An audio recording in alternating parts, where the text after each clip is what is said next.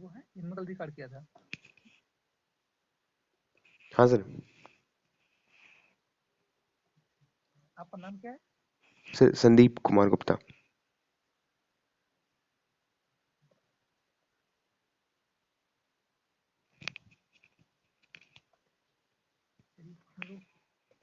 Sir इस app पे जो है रिकॉर्ड होने का ऑप्शन नहीं है क्या?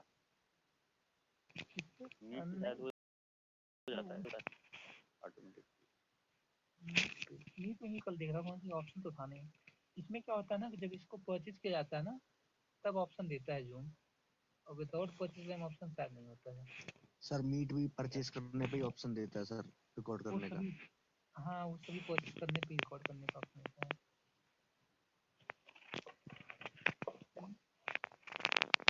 तो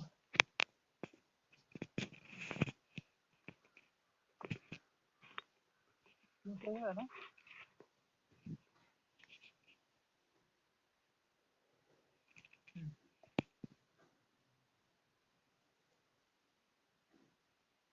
तो अब हम लोग देखते हैं रैनी सीजन।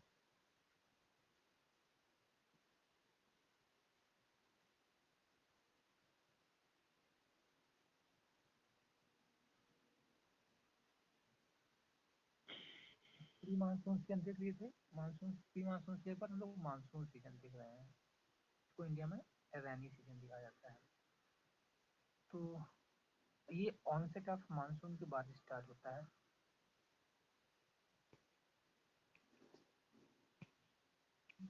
अभी हम लोग देखें कि onset of monsoon locally differ करता है, कहीं पर 1 जून को आता है, कहीं 15 जुलाई को, तो डिफर करता रहता है लोकेशन के हिसाब से। तो इस मौसम की या इस सीजन की कैरेक्टरिस्टिक्स क्या होती हैं? हाई टेम्परेचर होता है,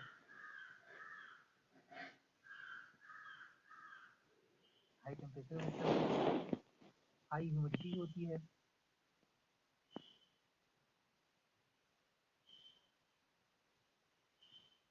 अब काफ़ी एक्सपेंस ऑफ क्लाउड होता है। तो अक्रॉस द इंडियन टेरिटरी आप देखेंगे, इंडियन सब कॉन्टिनेंट देखेंगे, काफ़ी एक्सपेंस ऑफ क्लाउड होता है, क्योंकि मानसून अपने आप में ओवरऑल क्या है, एक प्रकार का इरवेक्शनल रैनफॉल क्रिएट करती है। इरवेक्शनल रैनफॉल कैसे क्रिएट करती है? तो हम इंडिया का रिलीफ देखें तो इंडिया का रिलीफ समवट इस प्रकार से है।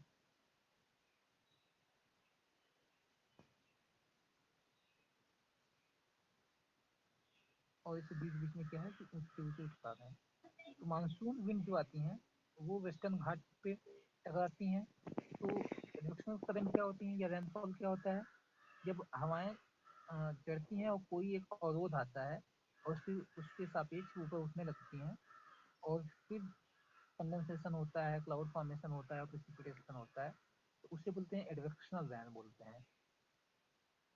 तो मानसून एक बड़े स्केल पे क्या है, एक एडवेक्शनल रैन है। मानसून कोई कन्वेक्शनल रैन नहीं है। कन्वेक्शनल रैन क्या होता है कि टेम्परेचर बढ़ा सरफेस का, यहाँ पर लो प्रेशर डेवलप हुआ और यहाँ से हवाएं ऊपर उठने लगी, और न कि ये एक साइक्लोनिक है। अगर एक बड़ी स्केल पे देखा जाए तो मानसून एक प्रकार का एडवेक्शनल रैन है। अदरवाइज अगर मानसून को एज ए सिस्टम देखा जाए उसमें हम लोग को तीनों चीजें मिलेंगी, एडवेक्शनल भी मिलेगा हिमालयाज और वेस्टर्न घाट के सहारे, कन्वेक्शनल भी मिलेगा जैसे कि थंडरस्टॉर्म जहाँ बन जाते हैं लोकली, यहाँ पर टेम्परेचर हाई होता है, साइक्लोन भी होते हैं। मानसून के टाइम में साइक्लोन के आने की फ्रिक्वेंसी भी ज़्यादा बढ़ जाती है। लेकिन एक बड़े स्केल पे एक प्लानिटरी सेंस में देखा जाए तो मानसून एक एडवेक्शनल रैन कॉजिंग इवेंट है, जिसे एडवेक्शनल टाइप की रैनफॉल होती है। शायद हिमालय और वेस्टर्न घाट नहीं होते तो इंडिया क्रॉस करके जी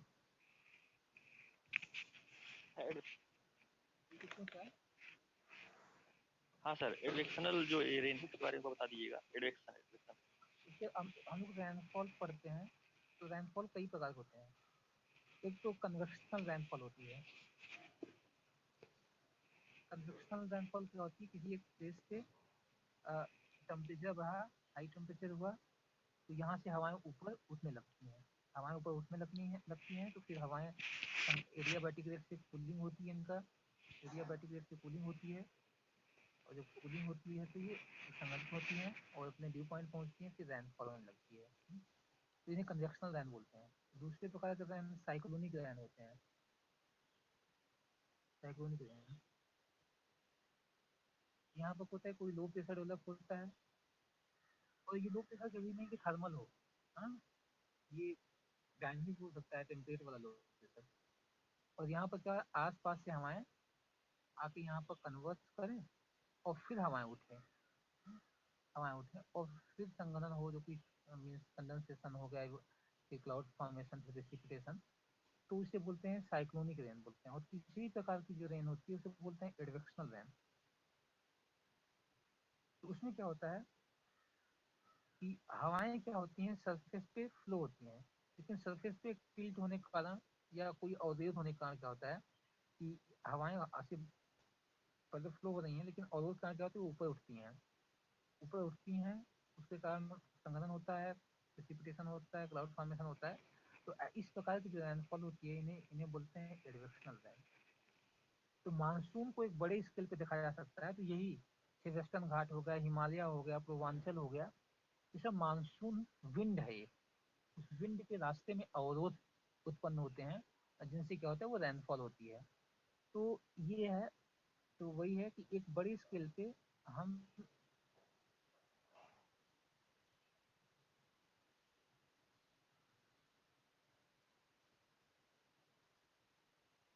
वहाँ पे बड़े स्केल पे हम मानसून को समझ सकते हैं कि ये एडवेक्शनल प्रकार की रैन है।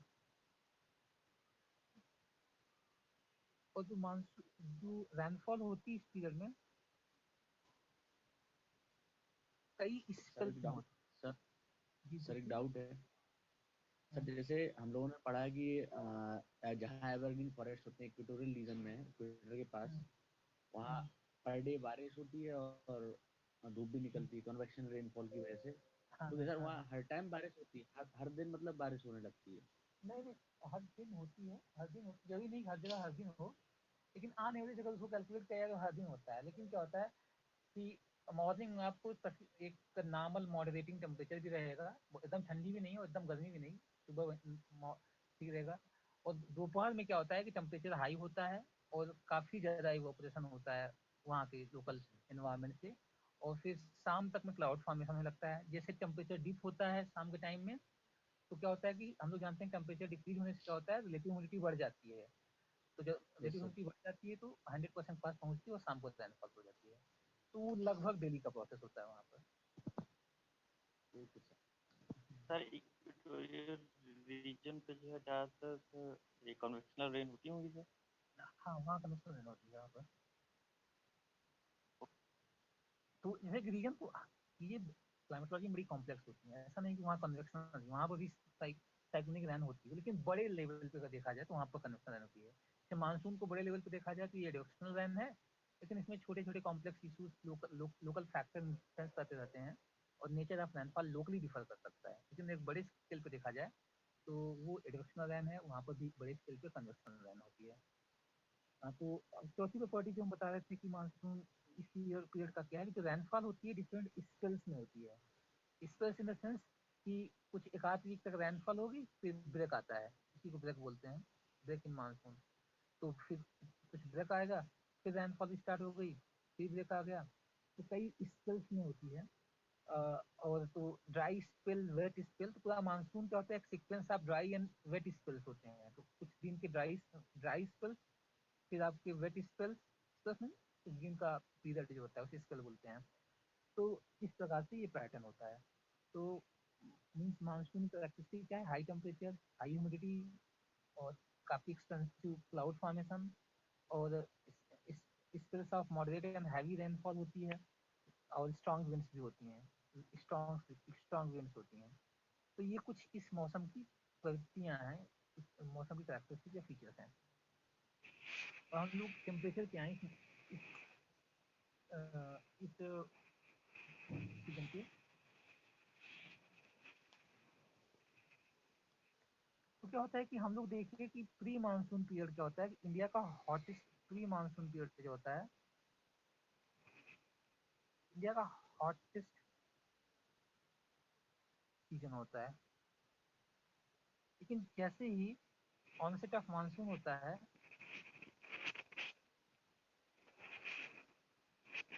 तो क्या होता है कि टेम्परेचर थोड़ा मॉडरेट होने लगता है, काफी सिग्निफिकेंट फॉल देखा जाता है टेम्परेचर में।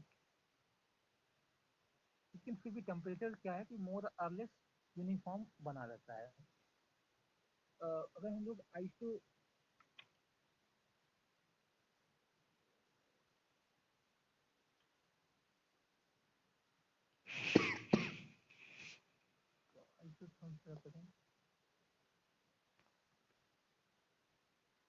अगर हम लोग आइसोथर्म्स क्या करें,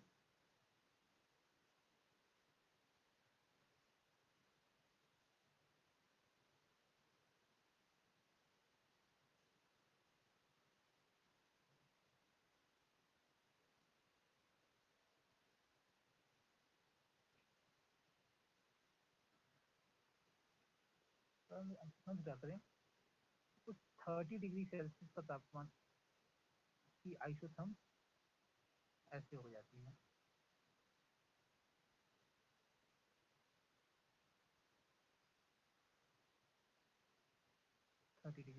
सेल्सियस और इधर एक 30 डिग्री सेल्सियस की आइसोथर्म होती है।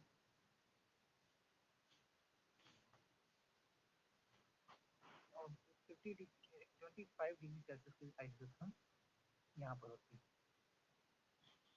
तो ये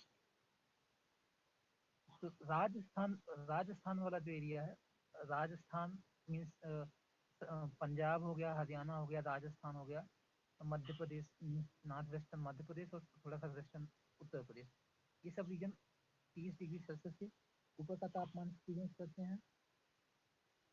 और फिर पूरा मोस्ट ऑफ द इंडिया जो है, इसमें मोस्ट ऑफ द इंडिया जो है इसका तापमान लगभग यहाँ 25 से 30 डिग्री सेल्सियस बना रहता है। पूरा इंडिया, ये पूरा इंडिया जो है उनका तापमान 25 से 30 डिग्री सेल्सियस बना रहता है। जुलाई का टेम्परेचर है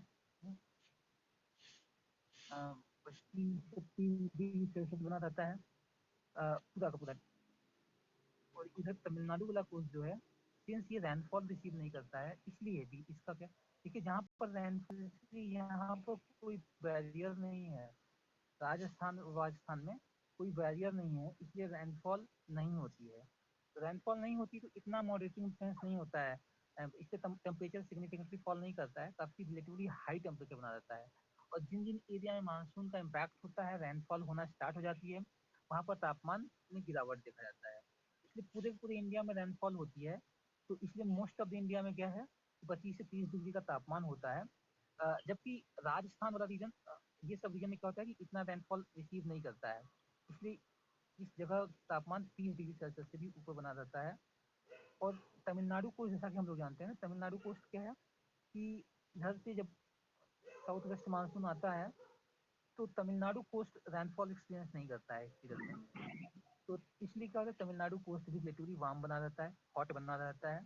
और otherwise most of the India जो है बंद इनका कर देंगे तो तापमान नहीं 25 से 30 डिग्री सेल्सियस बनाता है। आवाज नहीं है ना।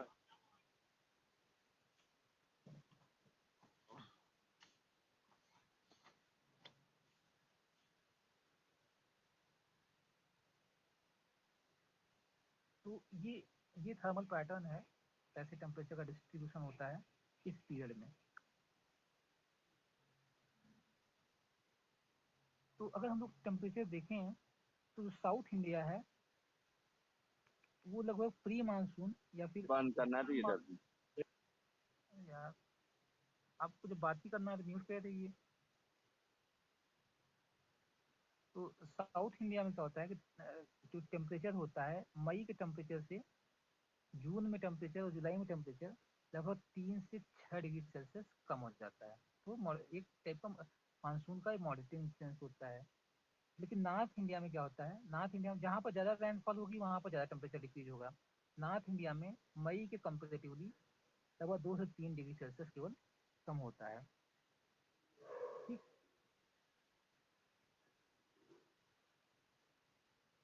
अगर हम, तो ये हो गया टेम्परेचर का। तो जो नॉर्थ वेस्ट इंडिया है वो हाईएस्ट टेम्परेचर रिसीव करता है इस पीरियड में, हाईएस्ट टेम्परेचर एक्सपीरियंस करता है, क्योंकि वही वहाँ पर रैनफॉल नहीं होती है, रैनफॉल लो होती है। वेस्टर्न घाट जो होते हैं वो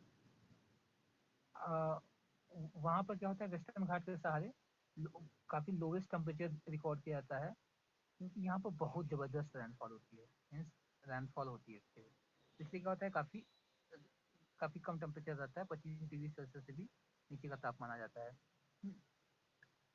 और जो कोस्टल एरियाज है मोस्ट ऑफ द कोस्ट और मोस्ट ऑफ इंडिया में हम लोग क्या देखते हैं, मोस्ट ऑफ इंडिया में 25 से 30 डिग्री सेल्सियस बना रहता है तापमान, और तमिलनाडु कोस्ट पे भी तापमान 30 डिग्री सेल्सियस से ऊपर हो जाता है। तो ये कुछ टेम्परेचर सर ये ऑल ओवर रेनी सीजन का टेम्परेचर है या फिर केवल जुलाई का? अब जुलाई को आप मीन मान लीजिए तो मोर और लेस ऑल ओवर है। जुलाई जनरली मीन मान लीजिएगा, जुलाई जून हो गया, जुलाई हो गया, अगस्त सितंबर, तो 4 महीने का होता है। तो जो आइसोथर्म हम लोग ड्रा करते हैं किसी एक पर्टिकुलर मंथ का ही लेते हैं, जनरली बीच वाला लेते हैं। जैसे कि हम लोग जब विंटर का स्टडी करते हैं तो जनवरी का लेते हैं, जब हम लोग अप्रैल का लेते हैं, जब हम लोग प्री मानसून की स्टडी करते हैं, और जब मानसून की स्टडी करते हैं तो जुलाई का लेते हैं। ये जुलाई का मैं पैटर्न बता रहा हूँ, ठीक। ओके।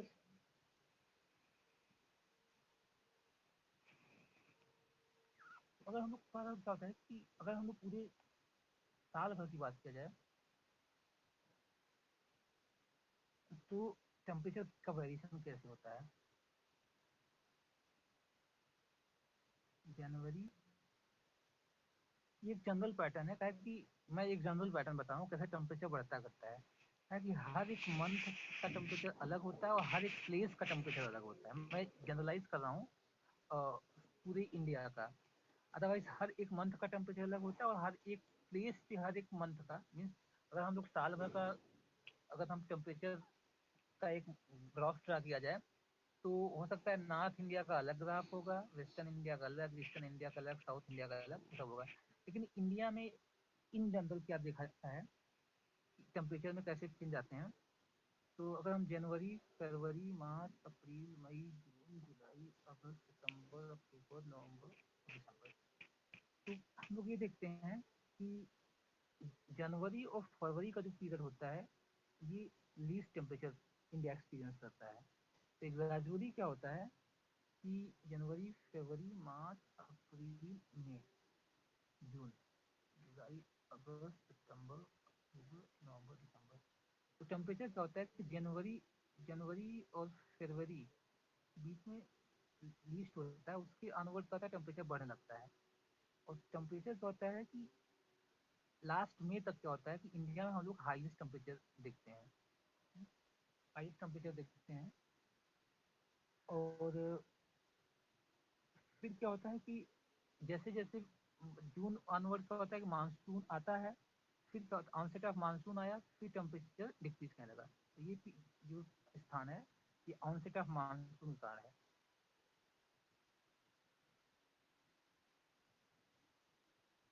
तो टेम्परेचर डिक्रीज करने लगता है और उसके बाद फिर temperature most of the monsoon period के लिए टेम्परेचर मोर और लेस क्या होता है कि कांस्टेंट हो जाता है, उसमें कोई चेंज नहीं आता है, मोर और लेस सेम रहता है इन चारों मंथ के लिए। फिर क्या होता है कि अक्टूबर एक आप लोग अगर एनसीईआरटी पढ़े होंगे या फिर खुल्लर किताब पढ़े होंगे तो उसमें एक टर्म आता है अक्टूबर हीट।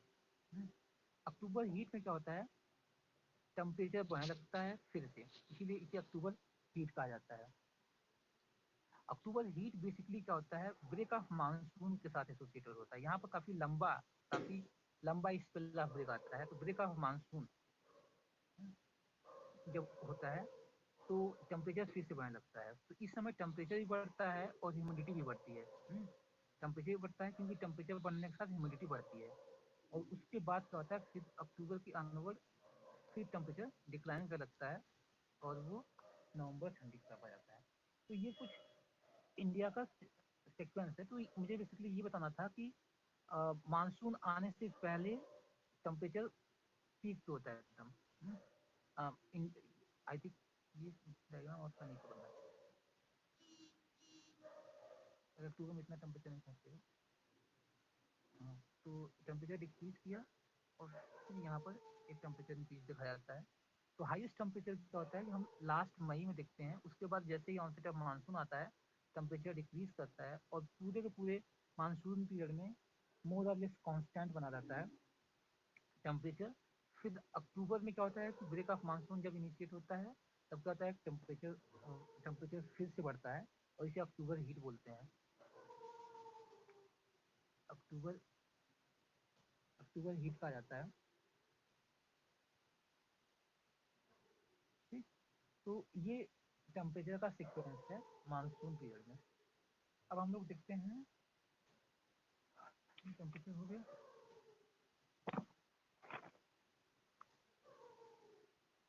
प्रेशर और विंड देखते हैं।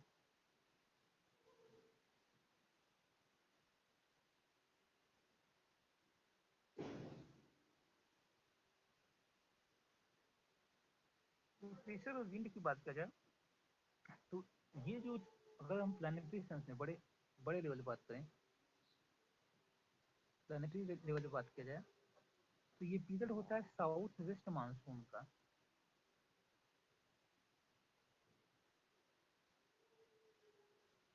तो क्या होता है कि इस समय आईटीसी जे समवेयर 22 से 25 degree Celsius sorry degree north पे शिफ्ट हो चुका होता है।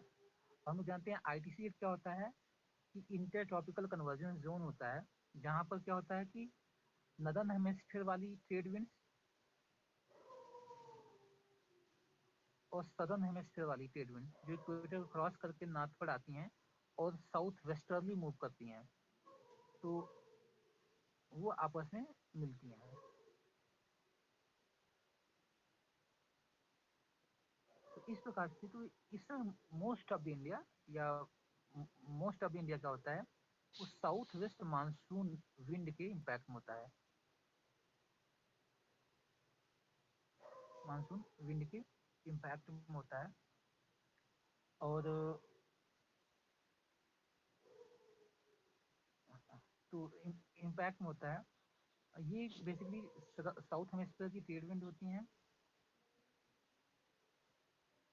ट्रेड विंड होती हैं। ठीक, अगर हम लोग प्रेशर का बात करें फिर लोकल लोकल विंड की बात करेंगे। तो जो प्लानिटरी विंड है वो इसी प्रकार से होती है, जो इंडिया में मेन विंड बहती है साउथ वेस्ट मानसून से होती है। मानसून एक विंड है जो साउथ वेस्टर्ली डायरेक्शन से आती है और मोस्ट ऑफ द इंडिया में लैंडफॉल कराती है। अगर हम प्रेशर सीक्वेंस की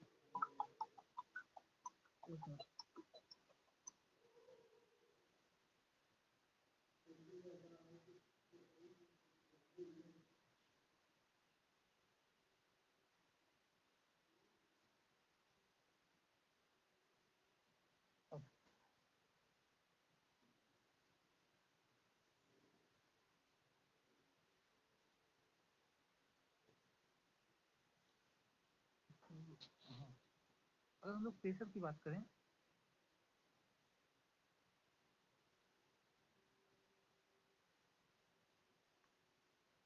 तो हम लोग जानते हैं कि मई तक में काफी एक्सटेंसिव हीटिंग हो चुकी होती है इंडियन सब कॉन्टिनेंट की, और स्पेशली थार का डेजर्ट जो होता है ना, डेजर्ट जो होता है इसकी हीटिंग बहुत ज़्यादा हुई होती है। तो इससे क्या होता है कि इंडिया में अब लो प्रेशर डेवलप होने लगता है। लेकिन जो याद रखिएगा कि मैं आपको जेटिस्टी में बताया था कि ऐसा नहीं कि जो मेन रीजन था हाई प्रेशर का वो ये था कि इसमें ये होती है कि थार डेजर्ट में अप्रैल मई में ही काफी ज्यादा टेम्परेचर,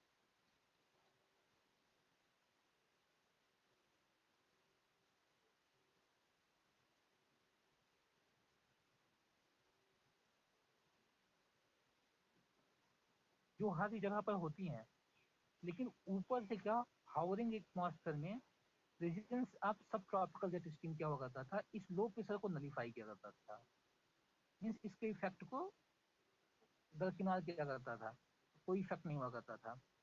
तो टेम्परेचर तो काफी बढ़ जाता है अप्रैल और मई तक में, थार के डेजर्ट को, तो वहां पर लो प्रेशर बन जाना चाहिए था, लेकिन इसलिए नहीं बनता है क्योंकि ऊपर से डिसेंडिंग एयर आती रहती है, इसलिए लो प्रेशर नहीं बनता है। गर्म भी रहता है और हाई प्रेशर भी रहता है, तो ये दोनों सर चीजें। फिर से बता दीजिए, थोड़ा प्रेशर कम समझ में आ रहा है।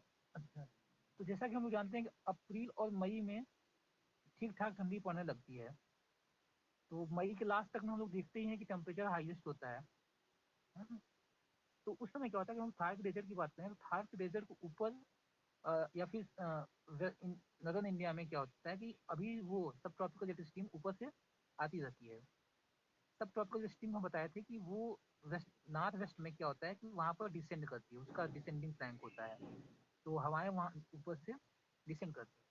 लेकिन सरफेस काफी ज़्यादा हीट हो चुका है, सरफेस की हीटिंग बहुत ज़्यादा हो चुकी है, तो जब हम लोग जानते हैं कि हाई टेम्परेचर होता है तो लो प्रेशर बनना है, तो लो प्रेशर यहाँ पर बनने की कोशिश तो करता है, लेकिन अभी ये पावरफुल होने का सब ट्रॉपिकल जेट स्ट्रीम, सब tropical westerly jet stream powerful होने का क्या होता है, इसके लो प्रेशर के इफेक्ट को नलीफाई कर देता है, उसका मीन्स उसको कमजोर कर देता है, उसका कोई प्रभाव नहीं होता है।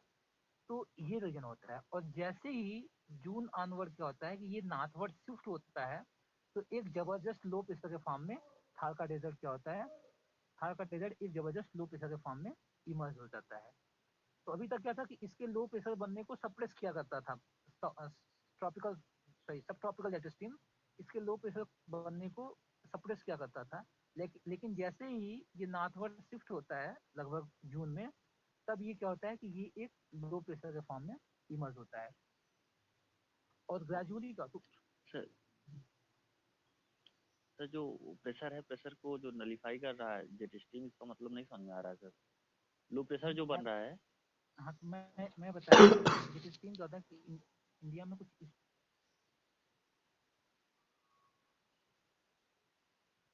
तो इंडिया में कुछ इस प्रकार से होता है, और ये जानते हैं ये मई तक, लास्ट मई तक, जून में ये होता है, और यहाँ पर ये हाई प्रेशर है। हम्म, ये हाई प्रेशर ये सरफेस जनरेटेड नहीं है, ये अपर एटमॉस्फेरिक हाई प्रेशर है, अपर एटमॉस्फेयर जनरेटेड ये हाई प्रेशर है। हवाएं यहाँ पर उतरती हैं, उनका नीचे से कुछ लेना देना नहीं है, यहाँ हवाएं केवल नीचे उतरती हैं। इस स्टीम को प्रॉपर्टी बताया ना कि कर्वेचर को आपको समझना है, जहाँ ऐसे कर्व है तो यहाँ पर हाई प्रेशर है, और ऐसा कर्व है तो यहाँ पर लो प्रेशर है। तो यहाँ पर हवाएं ऊपर से उतरती हैं, इन्हें रीज बोला जाता है, जहाँ पर हवाएं नीचे उतरती हैं, तो यहाँ पर रीज है। लेकिन ये सरफेस जो है यहाँ पर थार डेजर्ट और फिर पाकिस्तान वाला डेजर्ट जो है, थार का एक्सटेंशन जो पाकिस्तान में है, इन सब रीजन में क्या होता है कि तापमान की वृद्धि तो अप्रैल और मई में हो जाती है, अप्रैल और मई में तापमान तो ठीक ठाक बढ़ जाता है, लेकिन ये हवाएं जो ऊपर से उतरती रहती हैं, इनका प्रभाव जो होता है, इसके कारण क्या होता है यहाँ पर लो प्रेशर नहीं डेवलप हो पाता है। समझ में आया? सर जो है जेट स्ट्रीम के उतरने का कारण लो प्रेशर नहीं होता है। ना, जैसे कोई जहाँ पे नहीं। जब लो प्रेशर होगा तभी तो सर मतलब उतरेंगी लो प्रेशर में तो हवाएं स्ट्रीम्स। ऊपर उठती हैं भाई, लो प्रेशर में हवाएं ऊपर उठती हैं ना। नहीं सर, जैसे लो प्रेशर जब क्रिएट होता है तभी तो उधर से जो हाई प्रेशर से आती हैं सर, और जहाँ हाई प्रेशर रहता है हाई प्रेशर से लो प्रेशर आती हैं हवाएं। तो जैसे यहाँ पे लो प्रेशर क्रिएट होगा तभी तो हवाएं आएंगी ना हाई प्रेशर से। तो अब लो प्रेशर का मतलब ये है कि अब लो प्रेशर, उसे उसे लो प्रेशर नहीं बोलते हैं, प्रेशर डिफिसिट बोल सकते हैं कि वहाँ प्रेशर की कमी है इसलिए ऊपर से हवाएं उतर सकती हैं, लेकिन ऐसा कुछ खास हमने तो भी नहीं पढ़ा है, लेकिन इसका सर मेन रीजन नहीं होता जी। सर जी, ऐसा होता है जैसे लो प्रेशर जब होता है, लो प्रेशर होता है तो हवाएं जल्दी से ऊपर उठ जाती है, तो उन हवाओं खाली जगह भरने के लिए फिर तो वो हाई नीचे वाली प्रेशर हवाएं हवाएं फिल करेंगे आ ना, जाती वो तो नहीं नहीं नहीं, जब हवाएं ऊपर उठ गई तो नीचे वाली हवाएं उसको फिल करेंगी ना, कि ऊपर वाली हवाएं, ऊपर वाली हवाएं फिल करके क्या करेंगी। है, आसपास की हवाएं सर आती हैं। तो मैं यहाँ ऊपर से उतरने की हवा की बात कर रहा हूँ ना, आसपास की हवाएं तो सरफेस हवाएं, अगर सरफेस पे लो प्रेशर डेवलप हो रहा है तो उस लो प्रेशर को फिल करने के लिए सरफेस से हवाएं आएंगी, ना कि अपर एटमॉस्फेयर से हवाएं आएंगी। तो ये बेसिकली मैं आप लोग को बताया था कि ये क्या होता है कि ओके जरूरी नहीं सर, कि ये ओके। थर्मली, जो जेट स्ट्रीम होते हैं ये थर्मली जनरेटेड होते हैं, जेट स्ट्रीम का अपना एक पैटर्न होता है, और इनका कर्वेचर कर्वेचर बताता है कहाँ पर हवाएं उठेंगी कहाँ पर हवाएं उतरेंगी। तो कर्वेचर यहाँ पर है, तो यहाँ पर हवाएं उतरना ही है। अब नीचे जमीन पे कुछ भी हो, जमीन पे कुछ भी हो, हाई प्रेशर हो लो प्रेशर हो, कोई मैटर नहीं करता है। जमीन पे कुछ भी, यहाँ पर हवाएं उतरनी है। और यहाँ पर हवाएं ऊपर, यहाँ पर हवाएं क्या है, यहाँ पर लो प्रेशर होगा, यहाँ पर हवाएं नीचे से ऊपर उठना ही है। तो इस केस में क्या होता है, हवाएं यहाँ पर डिस्टेंड करती हैं, तो यहाँ से हवाएं डिस्ट्रीब्यूट होकर यहाँ से हवाएं इसको ज्वाइन कर लेती हैं। बेसिकली क्या है, जेट स्ट्रीम जो वो कॉम्प्लेक्स बनाता है, जेट स्ट्रीम एक नॉन ट्रॉपिकल या फिर सब ट्रॉपिकल या टेम्परेट फिनोमिना है। और ये जब आता है तो यही कॉम्प्लेक्सिटी है, ये जब मानसून की कॉम्प्लेक्सिटी यही है कि जब ये टेम्परेट, ये ट्रॉपिकल रीजन में आता है, तो क्या कर रहा है कि नीचे तो एक लो प्रेशर सेंटर डेवलप होने की कोशिश कर रहा है, लेकिन उस लो प्रेशर को इस सेवन की किताब में आप लोग, मैं एक पेज बताया था कि मानसून पढ़िएगा, वहां पर एग्जैक्टली उन्होंने यही बताया है कि हवाएं ऊपर से डिसेंड करती रहती हैं, नीचे लो प्रेशर बनने की कोशिश करता है, लेकिन कोशिश उसकी नाकाम रहती है, वो नहीं बना, नहीं सफिशिएंटली लो प्रेशर नहीं बन पाता है, क्योंकि ऊपर होवरिंग हाई प्रेशर रहता है जो जेट स्ट्रीम द्वारा जनरेटेड होता है। ठीक, उस चीज को पढ़िएगा monsoon. Okay sir, okay sir.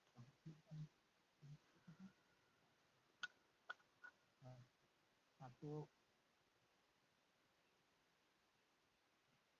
इस प्रकार से क्या होता है यहाँ पर,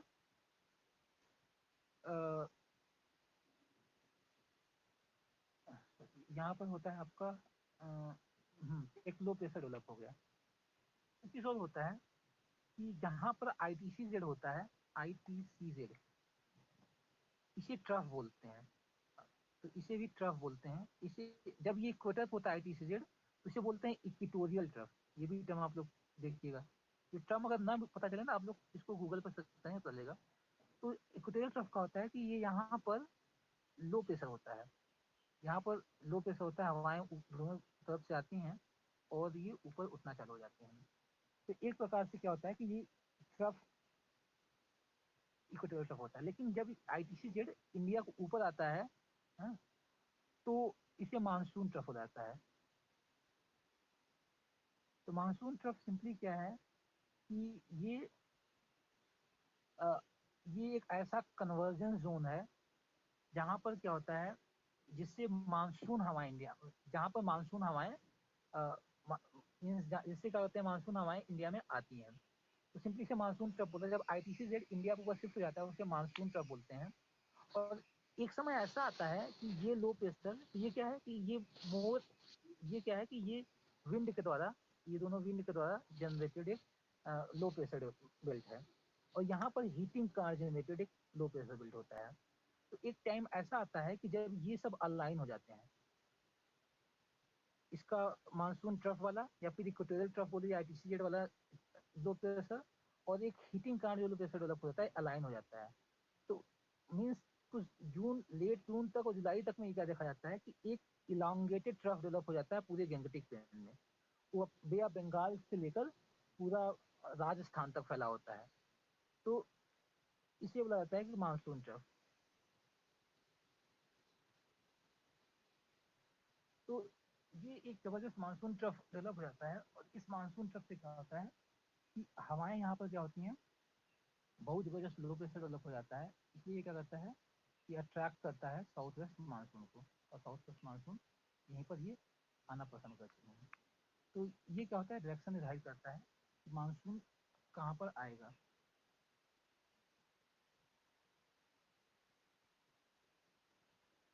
ठीक, तो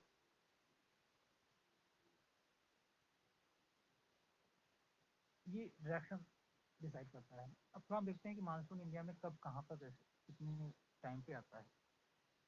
सर जी, सर जैसे मानसून की उत्पत्ति की कई संकल्पनाएं हैं, अगर हमसे हाँ, पेपर में पूछा जाता है तो हम कौन सी वाली लिखेंगे?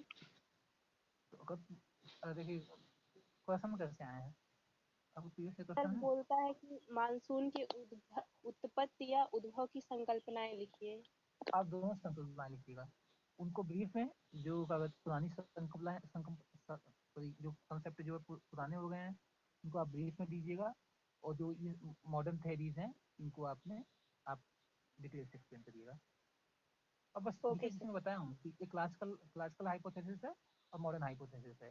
क्लासिकल हाइपोथेसिस में वो थर्मोडायनेमिक थ्योरी हो गया, कि मॉडर्न वाले में ये सब चीज़ें।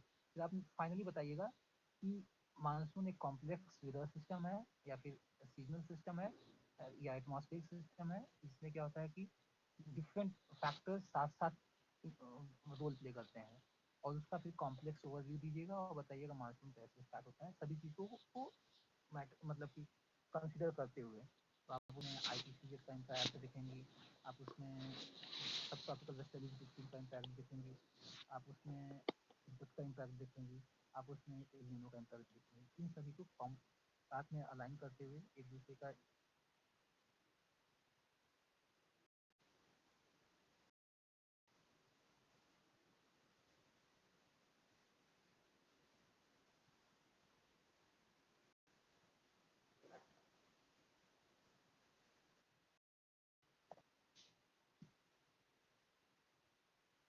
तो साउथ वेस्ट मानसून एक विंड है,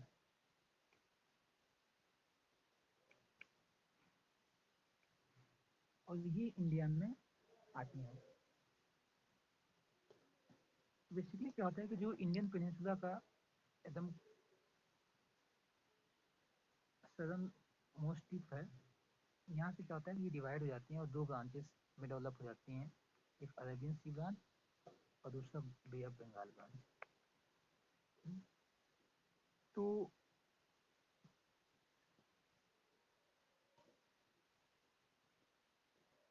मई के थर्ड वीक में लगभग 7 डिग्री नॉर्थ तक ये पहुंच जाते हैं।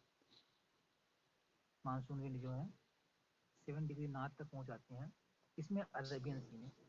और बे ऑफ बंगाल में ये क्या होता है, लगभग 20 डिग्री नॉर्थ तक पहुंच जाते हैं। तो बे ऑफ बंगाल में इनका जो मूवमेंट होता है फास्टर होता है, और अर्लियर काफ़ी दूरी कवर कर लेते हैं ये जल्दी ही। और जबकि अरेबियन सी में ये 7 डिग्री नॉर्थ तक आती हैं लास्ट थर्ड वीक में मई के, और मई के थर्ड वीक में ये 20 डिग्री नॉर्थ कवर कर लेते हैं। इसलिए क्या होता है कि जो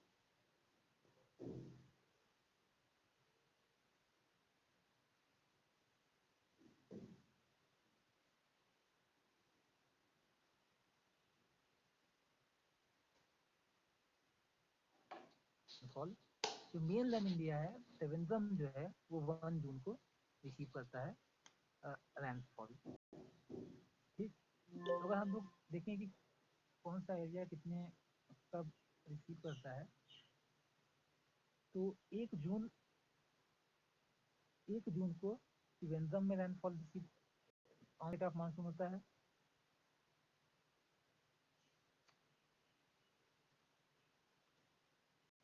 त्रिवेंद्रम हो गया और चेन्नई, ये दो शहर क्या हैं, सभी शहर देता है कौन सा, त्रिवेंद्रम और चेन्नई। दैट मीन्स कि केरला का सदर्न मोस्ट पोर्शन और मोस्ट ऑफ द तमिलनाडु, ये सब क्या आते हैं कि 1 जून तक यहाँ पर रैनफॉल पहुँच चुका होता है।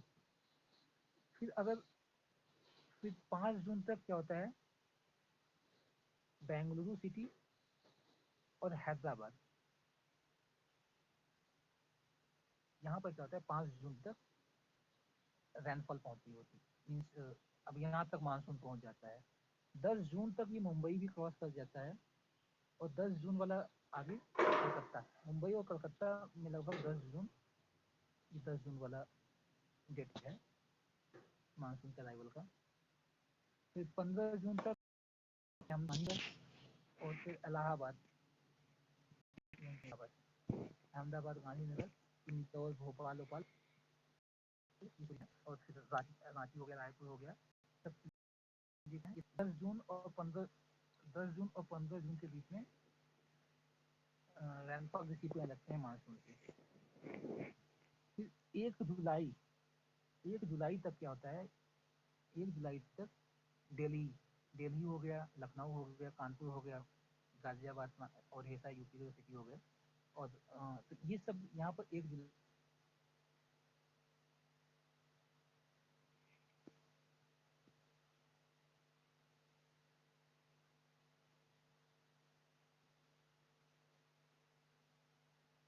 है, तो चेन्नई बोलेगा, चेन्नई और त्रिवेंद्रम कब तक में रेनफॉल रिसीव करते हैं, तो 1 जून रेनफॉल रिसीव में रखते हैं।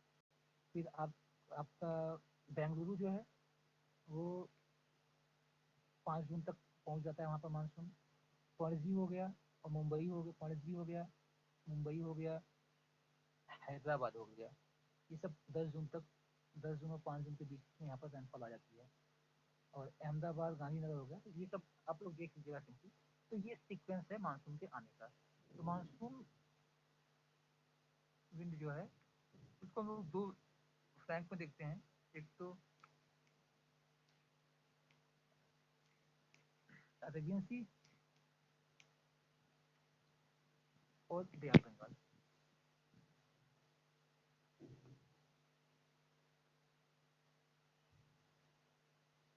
तो इंडिया में रेनफॉल अरेबियन सी वाली ब्रांच ज़्यादा कराती है। अरेबियन सी वाली ब्रांच जो है वो रेनफॉल ज़्यादा कराती है बे ऑफ बंगाल से ज़्यादा। क्यों? पहली चीज़ ये है कि अरेबियन सी जो ब्रांच है ये काफ़ी लार्ज होती है, लार्ज होती है, और एक इनको सटल अवरोध मिल जाता है, हिंड्रेंस मिल जाता है, जैसे कि बहुत अच्छा मीन्स इनकी जो डायरेक्शन होती है उसी डायरेक्शन के एकदम अनुरूप क्या है वेस्टर्न घाट है। तो एक अच्छी रेनफॉल हो जाती है इसके सहारे। तो एक ये रीजन है। दूसरा रीजन ये है कि जो बे ऑफ बंगाल वाली ब्रांच है वो इंटायरली इंडिया में नहीं आ पाती है, ताकि ये ज़्यादातर क्या है कि बे ऑफ बंगाल वाली ब्रांच इधर से टर्न होती है, इधर चली गई, म्यांमार बारिश करा दी आपको, थोड़ा बहुत इंडोनेशिया इधर इंडो चाइना पेनिनसुलर वाले रीजन में रेनफॉल करा दी। तो इसकी बस वही रीजन जो हिमालय से टकराता है, पूर्वांचल में बारिश कराता है और गैंगेटिक प्लेन में बारिश कराता है, जबकि इसका डायरेक्ट कंसंट्रेशन होता है, इसलिए ज़्यादा रेनफॉल कराती है वेस्टर्न घाट में। तो ये थोड़ा सा डिफरेंस है। तो इंडिया में अरेबियन सी ब्रांच से ज़्यादा बारिश होती है as compared to bay of Bengal वाले ब्रांच से। ठीक, तो ये था मानसून और मानसून प्रेशर और विंड। अभी हम लोग कल देखेंगे डिटेल से कि अरेबियन सी ब्रांच पर्टिकुलरली कैसे कहाँ कहाँ कितने टाइम में पहुँचती है, और कौन कौन से इसके रूट हैं। ऐसे हम लोग बे ऑफ बंगाल वाली ब्रांच को देखेंगे। मेरे पास थोड़ा टाइम नहीं है, ये अभी आज इसको शुरुआत नहीं करेंगे, थोड़ा लंबा हो जाएगा। सर अभी इससे कोई डाउट पूछ सकते हैं। सर एक क्वेश्चन है पीछे का रिलीफ से कि मतलब आंसर आता है कि लिखने के लिए कि जो हिमालय है उसके रिलीफ फीचर्स लिखिए, तो हम उसमें क्या ये सिंधु, गंगा और ब्रह्मपुत्र के प्लेन्स भी ऐड करेंगे या फिर हिमालय को डिवाइड करके छोड़ देंगे? हिमालय को डिवाइड करके हर एक डिवीजन को I think sir long answer रहा होगा, तो आप हर एक डिवीजन को डिफाइन करिएगा, कैसी रिलीफ है, कौन कौन चोटियाँ पाई जाती हैं, कहाँ कहाँ माउंटेन है, रीजन बताइएगा और उसका रिलीफ सपोर्टिव बताइएगा, ऊंचाई कितनी है, गहराई कितनी है, कौन सी खाई है, कौन सी रिवर से बहती है, ये सब बताइएगा। ओके सर, मीन हम प्लेन्स नहीं ऐड करेंगे ना? ये सब कोई मतलब नहीं, ये सब कुछ पूछा है आपको। Yes sir. और कुछ मतलब बस हो गया। नो तो आज इतना ही रखते हैं। सर जो डेजर्ट में हाई टेम्परेचर बताए थे तब भी न्यूनवाई दाब नहीं बना था, तो सर मानसून के समय होता है कि प्री मानसून के समय? प्री मानसून की एक कैरेक्टरिस्टिक होती है, प्री मानसून में इंडियन सब ट्रॉपिकल वेस्टर्ली जेट स्ट्रीम होता है, तो वो भयानक चीज होता है सब ट्रॉपिकल वेस्टर्ली जेट स्ट्रीम। तो पूरे इंडिया के वेदर सिस्टम को बहुत ज़्यादा इन्फ्लुएंस करता है, इसलिए बहुत सी थेरी उसको पर्टिकुलरली टारगेट करके थेरी, ऐसा माना कुछ थेरी ये बताती है कि मेन फुल रीजन वही है इंडिया में जो मानसून बनता है या प्री मानसून टाइप क्लाइमेट आता है, तो सब ट्रॉपिकल वेस्टर्ली जेट स्ट्रीम के कारण ही होता है वो प्री मानसून पीरियड में। और जब मानसून पीरियड में वो हट जाता है तो जो नॉर्मल सिक्वेंस होता है कि टेम्परेचर बढ़ गया तो लो प्रेशर बनेगा, तो बनने लगता है। ठीक, सर मानसून क्या है? मानसून मानसून एक प्रकार का सीजनल विंड पैटर्न है, जो क्या होता है कि इंडियन ओशन में इतना ज़्यादा टेम्परेचर डिफरेंस होने के कारण और आईटीसी जेट की नॉर्थवर्ड और साउथवर्ड शिफ्टिंग के कारण जो टेम्परेचर डिफरेंसेस होते हैं और उसके कारण जो प्रेशर डिफरेंसेस होते हैं, उनसे जो seasonal seasonal wind pattern develop होती है उसी को मानसून बोलते हैं। ठीक, तो आप बता सकते हैं एक सीजनल विंड पैटर्न है, लेकिन ये एक प्लैनेटरी विंड पैटर्न है, न कि लोकल विंड पैटर्न है। प्लैनेटरी क्या है कि इसमें जो विंड इन्वॉल्व है वो प्लैनेटरी नेचर है, जैसे कि इसमें ट्रेड विंड इन्वॉल्व है। बस डिफरेंस ये है इसमें क्या होते हैं, ट्रेड विंड क्या होती है कि जो उनकी मॉडेस्ट डिफिनीशन है कि वो 23.5 से इक्वेटर तक पहुंचती हैं, उसको डिफाई करती हैं। डिफाइन उसके उस नियम का अवहेलना करती हैं। वो उसके बीच नहीं बल्कि आगे चली जाती हैं, नदर्न हेमिस्फीयर चली जाती हैं, या पीछे चली जाती हैं, सदर्न हेमिस्फीयर चली जाती हैं। इस हम लोग एक डिफाइन है ना पढ़ते हैं कि 23 डिग्री नॉर्थ से 23 डिग्री सॉरी और इक्वेटर तक 23.5 नॉर्थ से इक्वेटर तक क्या होता है कि नदर्न हेमिस्फीयर वाली ट्रेड विंड बढ़ती है। लेकिन मानसून क्या है, इन्हीं ट्रेड विंड का में एक सीजनल चेंज है कि टेम्परेचर डिफरेंस का इंडियन ओशन में वो क्रॉस कर जाती हैं इक्वेटर और दूसरे हेमिस्फीयर में चली जाती हैं। यही है। समझिए, आप ये बताइएगा कि मानसून क्या है, वो कि एक सीजनल विंड पैटर्न का रिवर्सल है। विंड पैटर्न का रिवर्सल है जिसमें क्या होता है कि नॉर्थ हेमिस्फीयर की ट्रेड विंड साउथ हेमिस्फीयर में चली जाती हैं और साउथ हेमिस्फीयर की ट्रेड विंड नॉर्थ हेमिस्फीयर चली जाती हैं। इसका मेन कारण क्या है कि ITC-Z जो है वो मीन्स जो ITC-Z और उसके कारण जो बनने वाले वायदात क्षेत्र होते हैं तो उनके स्थान में परिवर्तन होता रहता है। ठीक सर समझ में? Yes sir. सर हाँ, सर जैसे मानसून की उत्पत्ति पूछेगा तो सर तीनों कंसेप्ट को लिखना पड़ेगा। तो आप दो पहले लिखिएगा कि एक क्लासिकल हाइपोथेसिस, एक modern hypothesis. Classical hypothesis brief में बता रहा हूँ, आपने ब्रीफ में सेट करना है कि क्लासिकल हाइपोथेसिस में कोई एक थर्मोडायनामिक थ्योरी जो है उसी को आप थोड़ा एक्सप्लेन करिएगा, उन्होंने ये बताया है और दो लाइन लिखिए कि ये कमियां हैं। फिर आप बताइए मॉडर्न हाइपोथेसिस, उसमें सभी को आप डिफिनेशन डालिएगा सी हाइपोथेसिस है और उसमें बस दो चार चार लाइन इस हाइपोथेसिस का कहना ये है कि जो मेन कारण है मानसून की उत्पत्ति का या मानसून ये फैक्टर है। और उसके बाद आप फिर कहना लिखिएगा मानसून की उत्पत्ति। एक हेडिंग डालिए मानसून की उत्पत्ति। अब उसमें आप सिस्टमेटिक तरीके से मानसून की उत्पत्ति कैसे होती है तो आप सब बताएंगे मानसून की उत्पत्ति के ये फैक्टर्स हैं और ITC शिफ्ट होता है, फिर क्या कहते हैं ऊपर और सबका स्टडी जैसे स्कीम होता है, फिर बदली होती और सब आपस में कॉम्प्लेक्सिटी कैसे लेके जाए हमने बताया भी है। कोशिश यही क्या है क्लियर हो जाए। फिर कैसे एक दूसरे को इम्पैक्ट करते हैं और कैसे कॉम्प्लेक्स सिस्टम डेवलप होता है, कैसे हवाएं आती हैं, क्या कैसे होता है, फिर आपको डिफाइन कर जाना है। अब ऊपर क्या है कि आप पेज में है तो आप 2 पेज में आप यही लिख सकते हैं कि अभी तक हाइपोथेसिस क्या है। फिर 4 पेज में क्या करिए कि आप उत्पत्ति सर डालिए। 3 पेज ना लिखना है। हाँ? 3 हो गया है सर, 12 पेज आएगा। अच्छा, तो 4 3 पेज पेज में लिखना है। हाँ, 3 पेज लिखना है, आप पे निकालिएगा और 2 पेज में आप एक्सप्लेन करिएगा मानसून एग्जैक्टली है क्या, उत्पत्ति कैसे होती है। तो सर इसमें गुण दोष भी लिखना पड़ेगा। क्या चीज? सर इसमें गुण दोष जैसे कि लिखा है डायनेमिक जो है वो उनका। नहीं, आप ये लास्ट में जैसे उसी पैराग्राफ से आप पैराग्राफ चेंज करके लिख दीजिए कि ये बहुत पुरानी संकल्पना हो गई है, इसमें कुछ दोष भी हैं, जिसके कारण क्या है कि नई संकल्पनाएं भी प्रस्तुत की गई। जैसे कि क्या दिक्कत है थर्मोडायनेमिक में कि ITC के रूल को नहीं इग्नोर करता है।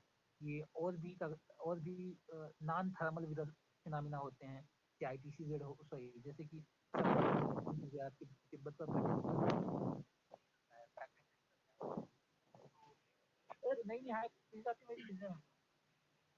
सर सिलेबस में शायद ओरिजिन ऑफ मानसून नहीं है। नहीं है सर नहीं है, सिर्फ क्लाइमेट है, नहीं है आप ये लोग डिसाइड सिलेबस कर में लीजिए। नहीं है। नहीं है। नहीं हाँ है सर, नहीं नहीं नहीं है क्लाइमेट है कि नहीं है? अच्छा, जल्दी क्लाइमेट खत्म है कर सर। हाँ, इसको जल्दी खत्म करते हैं। आप लोग क्लाइमेट क्लासिफिकेशन पूछता है क्लाइमेट है। तो इस पे आप हम आते हैं क्लाइमेट क्लासिफिकेशन पे। हमको लगता है कि कल खत्म कर देंगे हम जल्दी से दौड़ा के। जी सर। फिर तब हम लोग क्लाइमेट सर इसमें से कोपेन और थर्मोवेट के दिए गए है हाँ सर। कोपेन थर्मोवेट पढ़ना है सबसे कल प्ले में। ठीक ठीक चलिए है फिर धन okay thank you thank you sir. Thank you sir. Thank you sir. Welcome. Thank you sir. Thank you sir.